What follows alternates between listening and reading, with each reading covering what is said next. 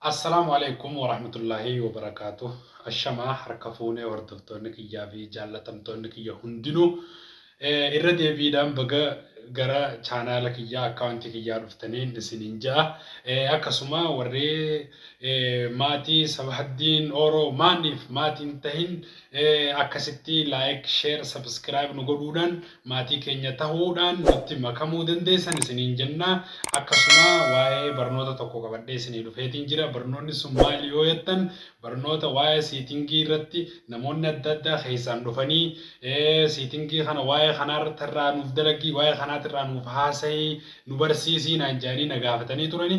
Maaliif jennaan siitingiin akkuma beekamu jawaala keenya kana guutuu siitingii kanaatiitu hoogganuu danda'a jechuudha.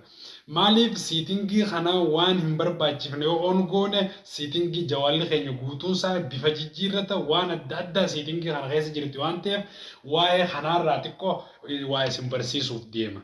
Maaliif jennaan yeroo hedduu namoonni adda addaa keessaanillee natti dhufanii waa'ee siitingii kanaa akkam goonaa waa'ee kanaa kana akkam goonaa jaanii na gaafatanii turanii.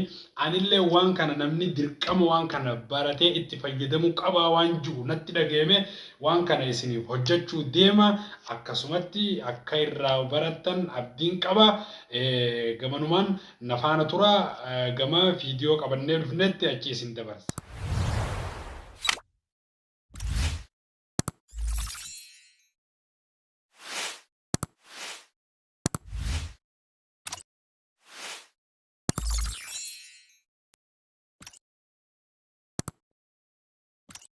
Warahmatullahi wabarakatuh.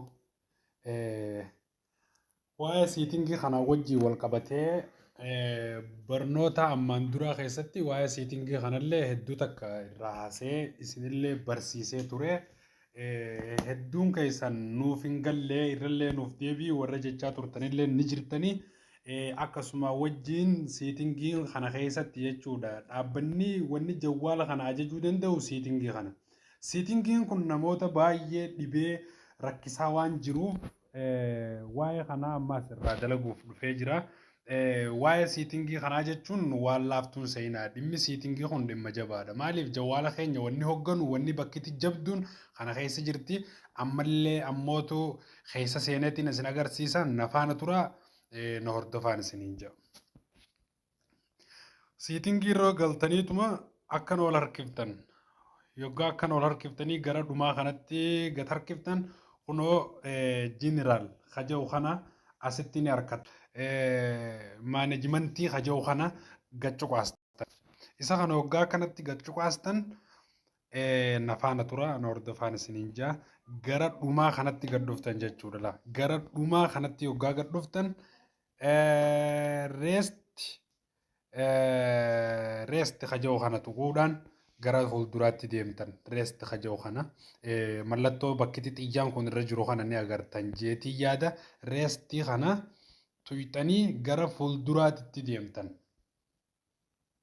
Akkasumas wanni jabduun kun as jirti siitingii sadan agartan kana keessatti siitingiin hedduudha isa neetworkii siif qulqulleessuu jechuudha.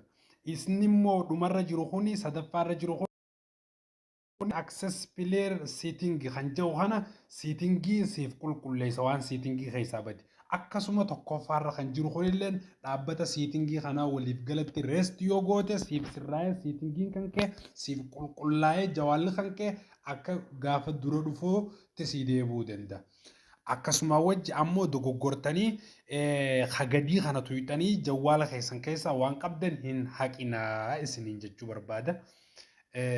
Akkasumas qooyi gara if duubaatti deebi'ee waa takka waan inni isin agarsiisu jira. Maaliif jawaalli kun jawaala iteel faatiitu jira jawaala ammaan tana bahe tokkootu jira. Jawaalli sun immoo bakka kanaa tanatti isinii fiduu dhabuu danda'a. Gara dhumaa kanarra dhuftaniiti poonee nambar about poonee kan jedhu kana gaccuqaastan jechuudha. About poonee kan jedhu kana yoggaa gaccuqaastan akka ol harkiftanii gara dhumaatti kan jiru kana rest haja'u kana gad tuyxanii gara fuulduraatti deemtan. Akkasuma amma eessa nu geessaa jira bakka reefuu san nu fidaa jira yoo jawaalli keessan bakkaan jalqaba isin agarsiisaniin isinii fiduu dide bakka tana dhuftanii asitti harkattanii jawwaala keessan qulqulleeffachuu dandeessan. Maaliif waa takka hin dogoggorinaa yoo irratti gattuutan koodii isin gaafata. Koodii yoggaa inni isin gaafate koodiin isin itti naquu qabdan fuula iskiriinii keessanirraa koodii jawaalli keessan gizee dhaamee ka'u gizee cinaacha kana tuyxanii dhaamsitan koodii banattan kooduma fuularraa san itti naqattanii gara fuulduraatti deemtan. Yoggaa koodii itti naqxanii gara fuulduraatti deemtan resti otomaatika qubee buleen barreessee isinii fida waan ta'eef isa san gaccuqaastanii jawaala keessan dhaamee ka'ee if duuba deebi'ee siitingiin keessan isiniif qulqullaa'uu danda'a. Maaliif jennaan siitingii kana keessatti waan bal'aatiitu jira waan bal'aa waan takka takkaan isin barsiifne yoo jenne isinitti ulfaattuutu jira waan ta'eef karaa gabaabaan bakka tana qoftiidhaan niitoorkiillee qulqulleeffattan asumaan immoo siitingii isaallee qulqulleeffattanii waan isin agarsiisee jiru kana akkatti gammaddan itti bohaartan abdiin qaba. Akkasuma barnoonni qabannee dhufnelleen kana fakkaata hanga barnoota biraatiin walitti dachaanutti nagayaan nu turaan isiniin jaa.